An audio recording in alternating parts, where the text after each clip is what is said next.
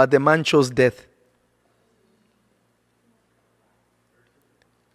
Before you go to sleep, instead of scrolling TikTok, instead of scrolling Facebook, instead of scrolling Instagram, looking at other people's pictures, because remember, a multitude of words is not just physical words, your mind always going like this. That's why you guys are dreaming things that don't make sense.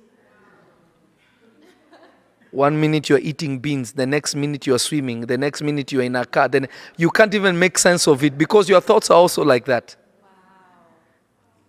A double-minded person is double-minded in all their ways, and such a person should not expect anything from God. Your mind has no focus, God will not talk to you.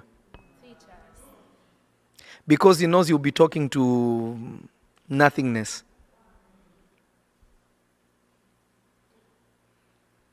Let me see what they did today. So they said they were going to come. They didn't show up. Oh, yeah. So on your stories you're doing. Imagine you're watching other people's stories. Instead of preparing yourself to sleep where God can meet you and tell you your story. Show you your destiny. I feel like I'm talking to myself.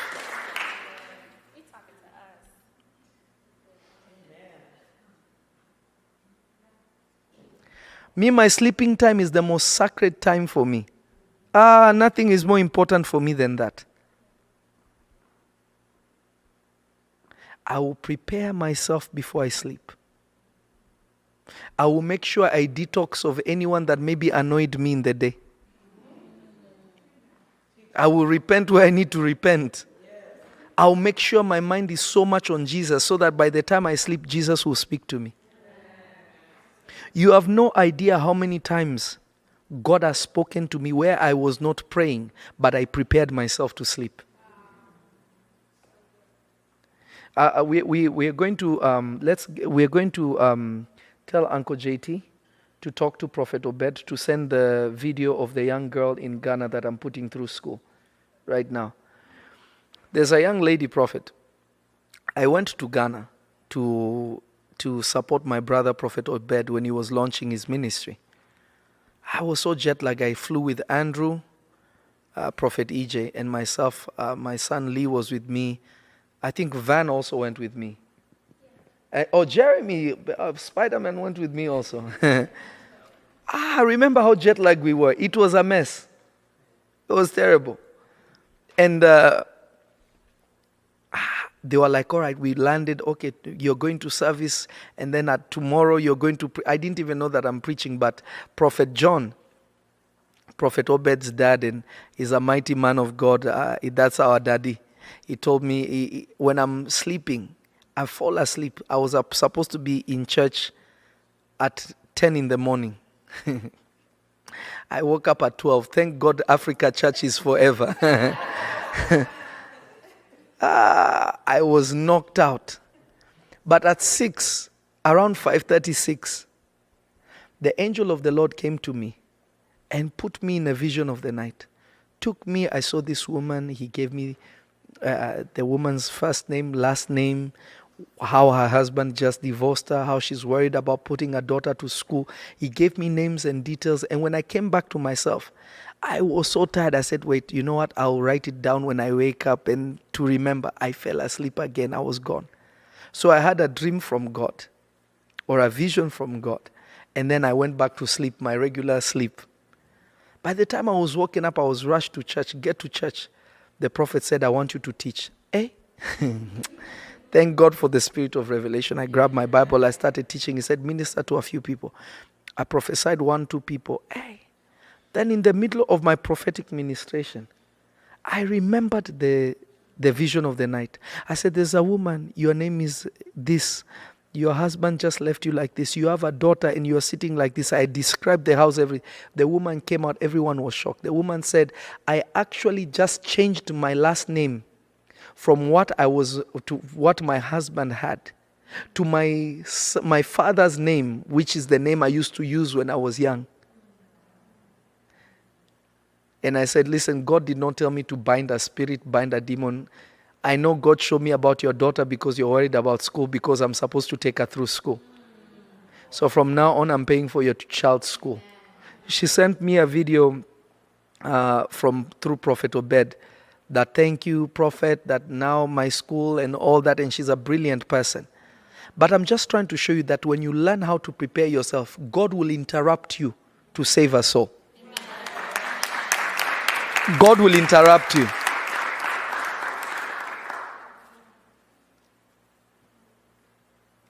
Now, I'm about to get on the phone to interpret dreams for you. But I want you to understand this. You only get one dream. And to be honest with you, that one dream will cover every other dream. Because if you are having different kinds of dreams, but you have no interpretation, it is one dream. God is using different versions to try to get you to understand, but you're not understanding. I don't know how many times people have, but I had another dream and this. I said, actually, they are the same dream.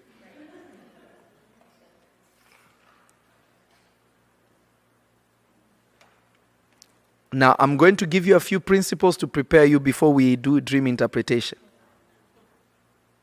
Number one, it is not just about what you saw in a dream. It's also what you felt while you were in the dream. What were your thoughts in the dream? If you have carnal thoughts, when you're in the vision of the night, your thoughts don't change. Your thoughts will be the same. But what you feel in the dream will be different sometimes from what you're thinking. Actually, a lot of times. An example, if you see a snake in your dream, it doesn't always mean that Satan is attacking you. It may be the spirit of wisdom. It may be healing. They looked at a serpent on a stick and they were healed. This is in Exodus, right? Be as wise as a what? Serpent. So if you see a snake, you will fear because in your mind you have been taught that a snake is evil. Hear me. But always ask yourself this question. Who created the snake? Satan or God? I can't hear you. God made snakes. But snakes' reputation has just been messed up. God's creatures' reputation is just ruined because of the snake in the garden.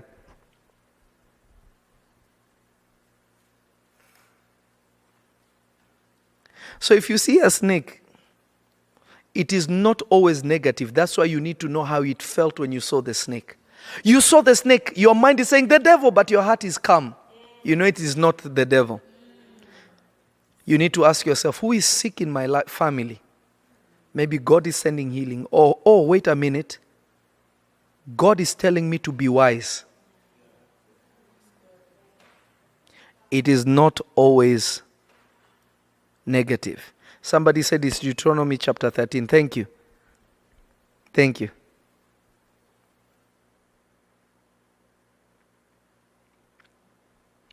It is not always what? You people in here, you're... Can somebody type on the online? It is not always negative. Prophet Lovy, you're absolutely right. How you feel in the dream really greatly impact the kind of dream you have. If you have this dream about snakes and you don't feel like scared, the feeling greatly matters a lot about how you feel when you dream. This is really profound. And seeing a snake in the dream doesn't always mean something negative. So true. 100%